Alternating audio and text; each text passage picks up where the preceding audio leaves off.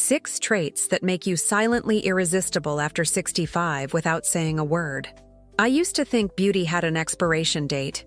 Standing before my bathroom mirror at 43, I traced the fine lines around my eyes and wondered when exactly I'd started becoming invisible.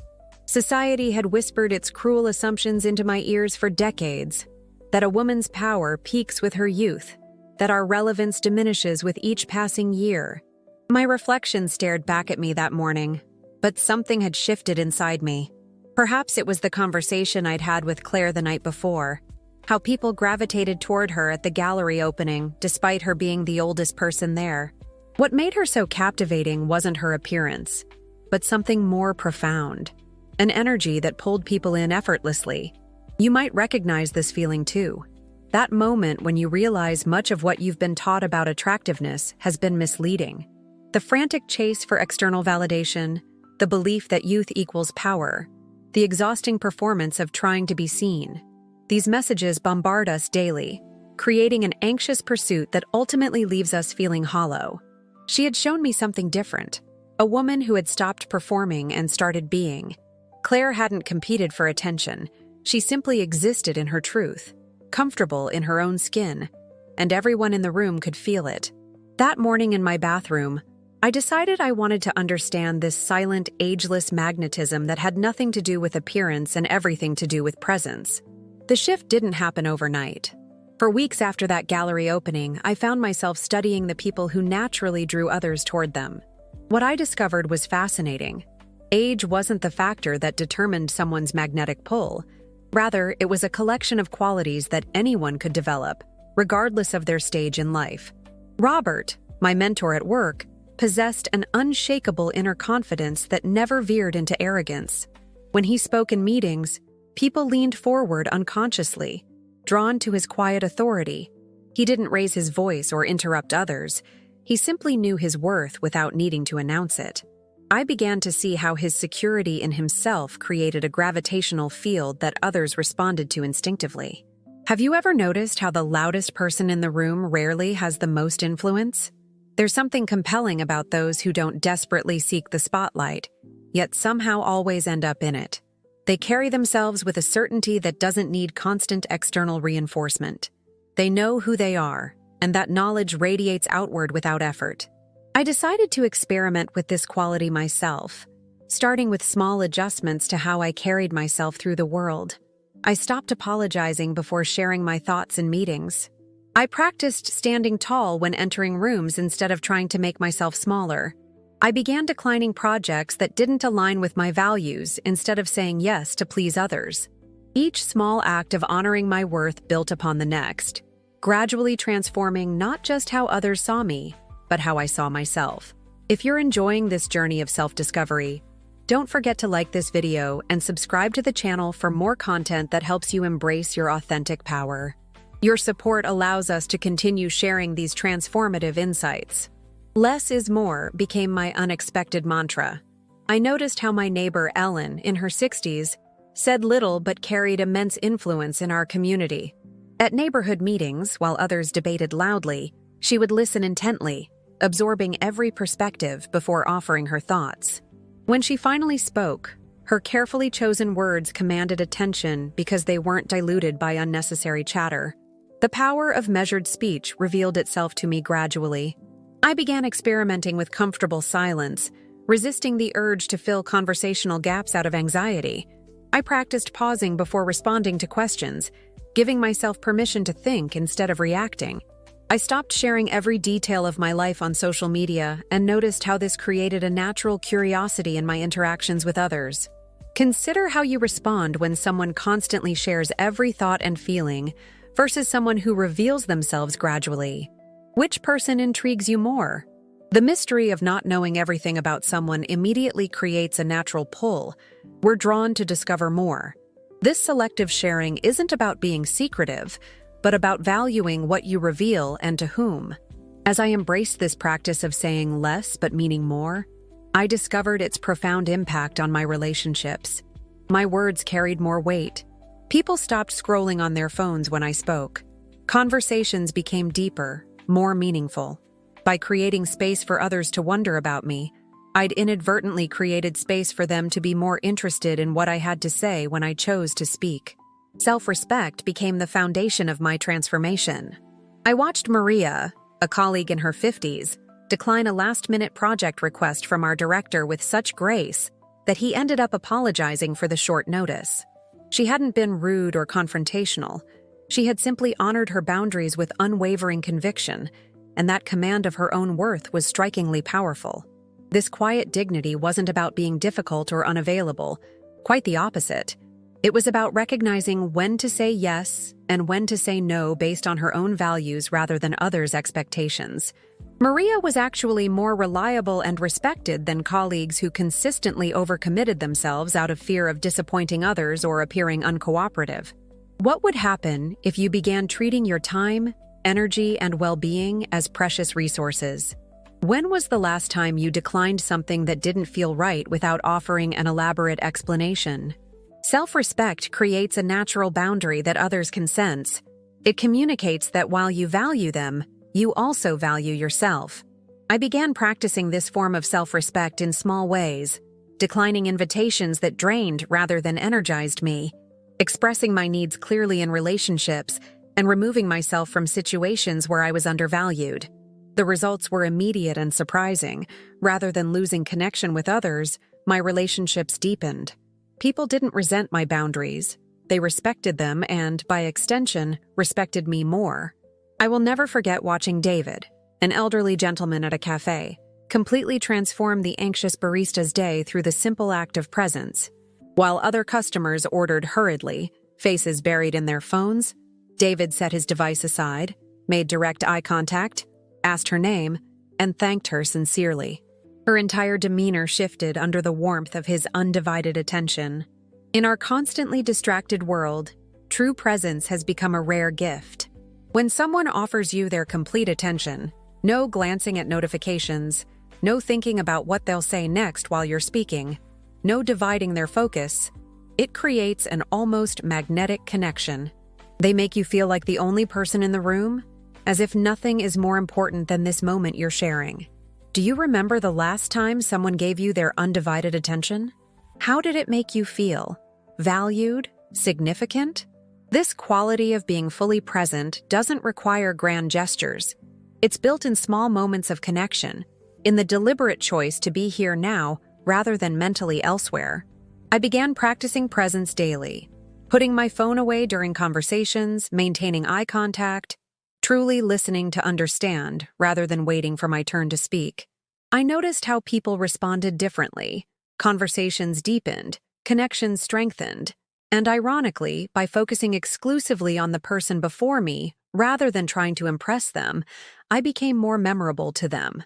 Emotional composure revealed itself as a quietly powerful force when I witnessed Jennifer's response to being publicly criticized during a tense board meeting. Instead of becoming defensive or emotional, she took a measured breath, acknowledged the concern with genuine interest, and responded with such calm clarity that she transformed what could have been a confrontation into a productive discussion that ultimately strengthened her position. There's something inherently compelling about someone who remains steady amid chaos. They become the eye of the storm, the safe harbor others navigate toward when emotions run high.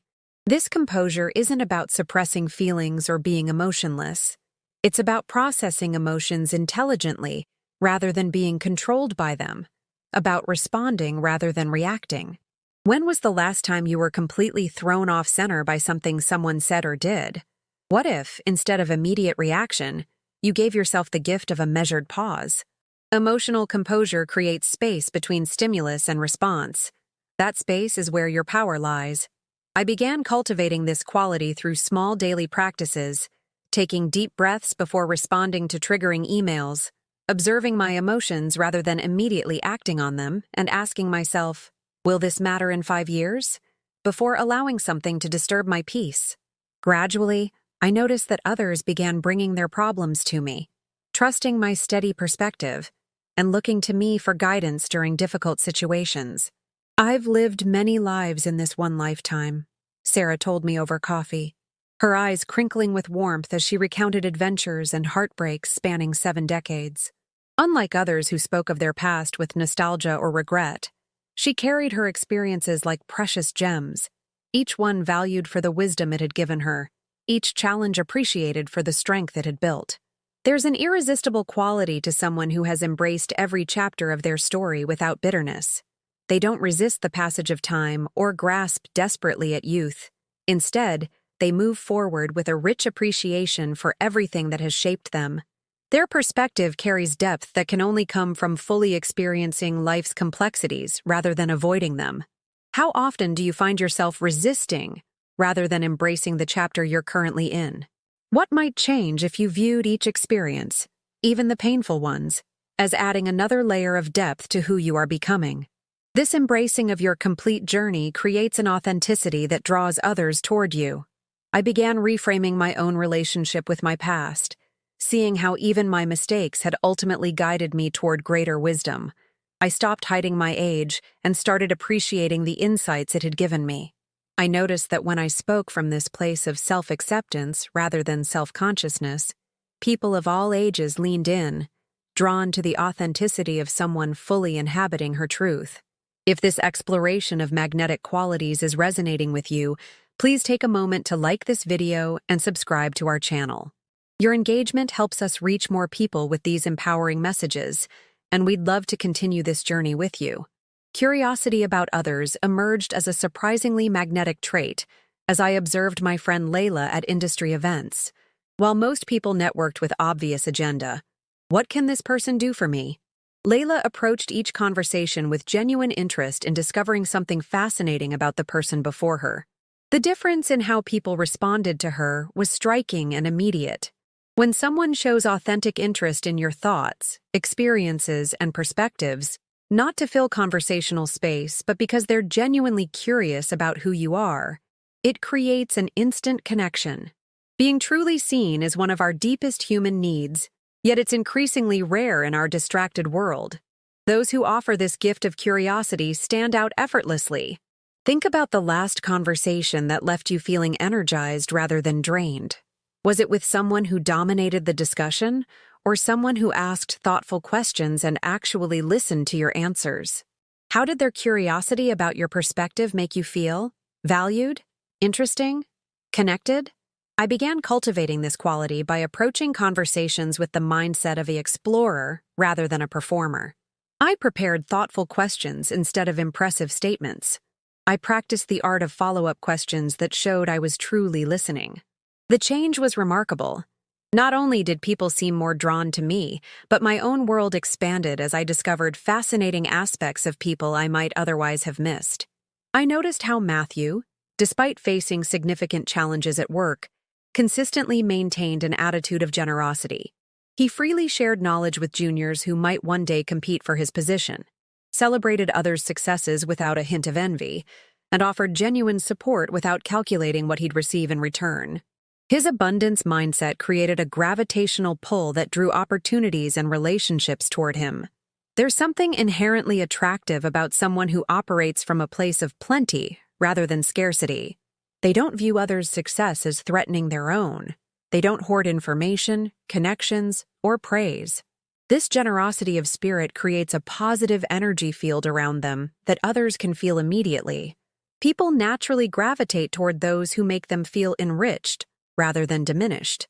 Have you noticed how differently you feel around someone who celebrates your wins versus someone who subtly competes with you? How does each interaction affect your energy? Your willingness to connect? Your trust? Genuine generosity creates space for others to shine without feeling threatened. And paradoxically, it causes them to reflect that positive light back toward you. I began practicing this abundance mindset in small ways. Sincerely complimenting colleagues' work, connecting people who could benefit from knowing each other, sharing useful information freely rather than using it as currency. As my mindset shifted from competition to contribution, I noticed more opportunities flowing in my direction, more genuine connections developing, and a greater sense of fulfillment in my interactions. Authenticity's power revealed itself clearly when I compared two speakers at a conference I attended. The first presenter was polished and perfect, delivering flawless content with practiced precision. The second spoke with occasional hesitations and even shared a personal failure related to the topic. Yet it was this second speaker who received a standing ovation and whom attendees surrounded afterward, eager to continue the conversation. We're drawn to those who show us their humanity rather than a carefully curated image of perfection. In a world full of filters and facades, someone who presents themselves authentically, strengths and vulnerabilities alike, creates an immediate connection. Their realness gives others permission to be real too, opening the door to genuine rather than performative connections. When was the last time you edited yourself to seem more impressive or withheld a truth because it might make you appear less perfect? What relationships and connections might be possible if you allowed yourself to be seen more fully? Authenticity creates trust. We instinctively sense when someone is presenting their actual self versus a calculated image. I began experimenting with greater authenticity in my interactions, acknowledging when I didn't know something instead of bluffing, sharing relevant challenges I'd faced when they might help others, letting go of the exhausting work of maintaining a flawless facade. The response was immediate. Conversations deepened, connections strengthened, and ironically, people expressed greater respect for my honesty than they ever had for my carefully maintained image of competence. Grace under pressure emerged as a powerfully attractive quality when I watched Andrea handle a potential client who was being unreasonably demanding during a presentation. Rather than becoming defensive or matching his confrontational energy, she maintained her composure, addressed his concerns with respect, and gently but firmly redirected the conversation toward productive territory. By the end of the meeting, he had completely shifted his tone. There's something compelling about someone who refuses to be pulled into drama or negativity, who maintains their standards of behavior regardless of how others are acting. This steadiness amid provocation demonstrates a rare self-mastery that commands respect. They don't allow external circumstances to dictate their internal state or their response to others. Consider how you typically respond when someone is rude, dismissive, or confrontational with you. Do you match their energy? Become defensive? Withdraw? What might change if you maintained your own standards regardless of how they were behaving? This grace under pressure shows tremendous strength, not in dominating others, but in refusing to be dominated by reactions. I began practicing this quality in challenging interactions, choosing my response rather than reacting automatically, maintaining respectful communication even when others didn't, and refusing to take bait when someone seemed intent on creating conflict. With practice, I found myself handling difficult situations with increasing ease, and noticed that others often de-escalated their own behavior in response to my steady calm. Discernment in relationships became a surprisingly magnetic quality as I observed how selectively my colleague Thomas shared his time and energy. Unlike many who collected social connections indiscriminately, he invested deeply in relationships that were mutually nourishing while gracefully limiting those that weren't aligned with his values. People valued his attention precisely because he didn't distribute it carelessly. There's something powerfully attractive about someone who chooses their relationships intentionally, rather than collecting connections out of habit or fear of missing out. This selectivity isn't about being exclusive or judgmental. It's about honoring both yourself and others by investing your energy where genuine connection is possible, rather than diluting it across superficial interactions. How often do you find yourself maintaining relationships out of obligation rather than genuine connection? How might your life change if you invested your emotional energy more selectively? This quality of discernment communicates that your time and attention are valuable, and paradoxically, makes others value the opportunity to receive them more highly. I began applying this discernment to my own relationships, deepening those that brought mutual growth and joy while compassionately creating distance from those that consistently drained me. The shift was remarkable. Not only did I have more energy for the connections that truly mattered, but those relationships themselves became richer and more fulfilling as I approached them with full presence rather than divided attention. Purpose beyond appearance struck me profoundly when I met Eleanor, a woman in her 70s who headed a nonprofit transforming educational opportunities for underserved communities. Her face was deeply lined, her hair completely gray, yet when she spoke about her work, she radiated such passion and purpose that everyone in the room was captivated by her energy and vision. There's something inherently magnetic about someone driven by something greater than themselves, whose focus has shifted from how they look to what they contribute. This sense of purpose creates an aliveness that transcends age, an energy that draws others toward them not because of surface attraction, but because we're all inherently drawn to meaning and impact. What would change if your focus shifted from how you appear to others to what you're contributing to the world? How might your relationship with aging transform if each year represented not a loss of youth, but an expansion of impact? This purpose-driven approach creates a different kind of attractiveness, one that deepens rather than diminishes with time. I began exploring this quality by reconnecting with projects and causes that energized me, by asking myself what contribution I wanted to make, rather than how I wanted to be perceived. As my focus shifted from appearance to purpose, I noticed a subtle but significant change in how others responded to me. Less about complimenting how I looked, and more about engaging with my ideas, vision, and impact. I stood before the mirror again this morning, but everything had changed. The reflection looking back at me was no longer a collection of features to critique, but a woman carrying the quiet power of self-knowledge. The journey to understanding true magnetism had transformed not just how others saw me, but how I saw myself. No longer desperately seeking validation, but standing firmly in my own worth. The most profound discovery was that these magnetic qualities weren't about adding something new, but about removing what was inauthentic. The performing, the people-pleasing, the perfectionism that had kept me exhausting myself for others' approval. True magnetism wasn't about being more. It was about being more fully myself, about presence rather than presentation. You already possess everything needed to be magnetically attractive at any age. It isn't about competing with youth or achieving some external standard of beauty. It's about cultivating these timeless qualities that draw others toward you naturally. Presence, authenticity, confidence, purpose. Qualities that can only deepen as you embrace each chapter of your journey with grace and intention. The secret to becoming unforgettable isn't found in fighting age, but in embodying these qualities that transcend it.